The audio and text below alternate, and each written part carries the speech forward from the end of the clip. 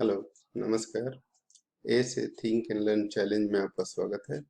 मैं अरविंद सिंह और आज आपको एक बड़ा ही नया क्वेश्चन बताने जा रहा हूँ। हालांकि कई सारे मित्रों ने इसके सही आंसर दिए हैं, लेकिन बहुत से लोग ऐसे होंगे जिनको इसका आंसर पता नहीं, कोई आइडिया भी नहीं होगा। क्वेश्चन को करते हैं और ये अक्सर अपने क्लास में पूछता हूँ तो बच्चे गलत जवाब देते हैं।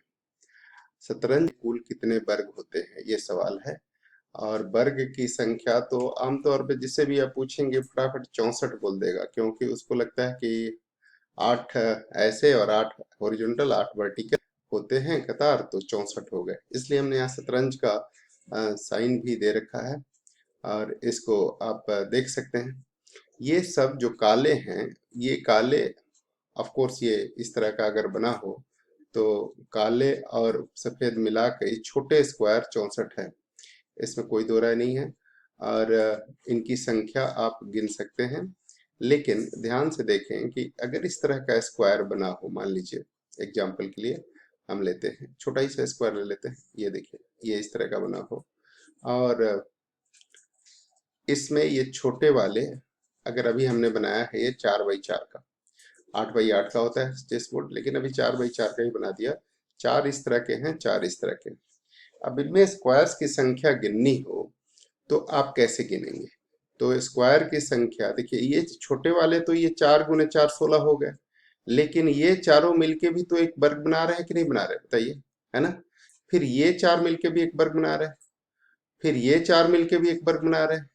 इस तरह से अलग अलग वर्ग बनेंगे। 4 ही क्यों, आप इन 9 को भी देखें तो ये भी एक वर्ग बना रहे हैं, पूरा भी एक वर्ग है। तो इस तरह से वर्ग की संख्या, ये 9 गिनेंगे तो ये भी एक वर्ग है, इसी तरह से ये 9 गिनेंगे तो ये भी एक वर्ग है, ये भी एक 9 वर्ग है। तो इस तरीके से ये 9 गिनेंगे तो ये भी एक वर्ग है। तो इस तरीके से कितने वर्ग होंगे ये किसी भी आदमी के लिए गिन के बता पाना लगभग नामुमकिन है। आप पूरा दिन अगर गिनेंगे तब भी शायद न गिन पाए। इसलिए इसके लिए एक सूत्र होता है जो परमुटेशन कॉम्बिनेशन के आधार पर आधारित है, लेकिन हम चाहते हैं कि लेमैन के शब्दों में बताएं। आप छोटे छोटे स्क्वायर बना के इसकी वेरिफिकेशन कर सकते हैं, देख सकते हैं। तो ये अगर कहें कि n इंटू एन के जाल में, ग्रिड में, जाल में, जाल में यानी जाल कहते हैं ग्रिड को, n इंटू एन वर्ग के जाल में कुल वर्गों की संख्या, कुल वर्गों की संख्या n into n plus 1 into 2n+1/6 होती है। आप किसी भी के लिए ट्राई कर सकते हैं।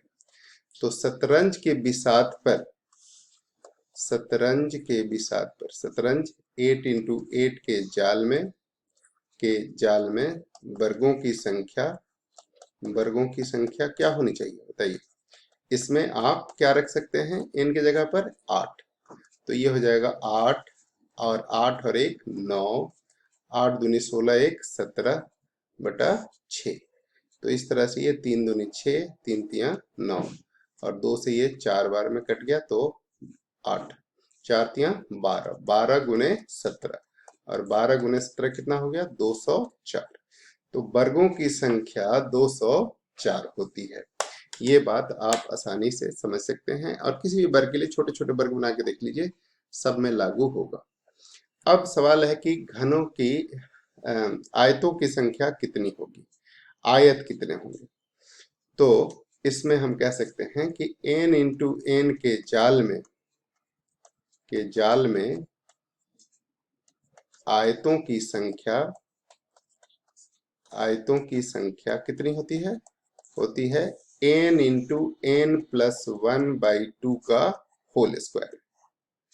मैं पहले कह रहा हूं कि परमुटेशन कॉम्बिनेशन का ये एप्लीकेशन है, लेकिन हम सरल शब्दों में बता रहे हैं। कुछ लोग NC2 इंटू NC2 कर सकते हैं, लेकिन वहां हम जाना नहीं चाहते क्योंकि सब लोग परमुटेशन कॉम्बिनेशन पढ़े नहीं होते। ये सूत्र याद रखेंगे तो आसानी से कर पाएंगे। तो n इंटू n+1/2 का होल स्क्वायर होता है। अब आप जरा देखिए इसमें शतरंज में कितने आयत होंगे, तो इसलिए शतरंज में आयतों की कुल संख्या,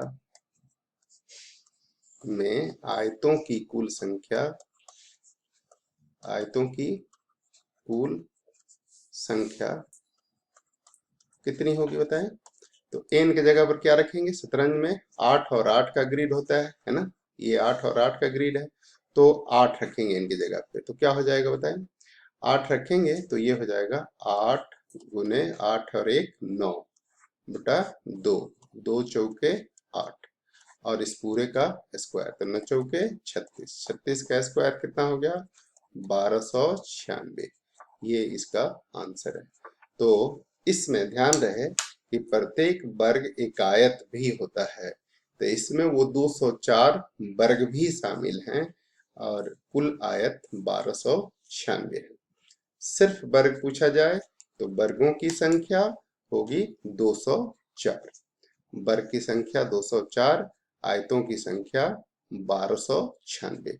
ये था सही जवाब। जिन लोगों ने सही जवाब दिया है उनको बहुत बहुत बधाई, उनके उज्जवल भविष्य की हम कामनाएं करते हैं। इसी तरह से लगे रहिए और अपना प्रदर्शन देते रहें। Thank you very much.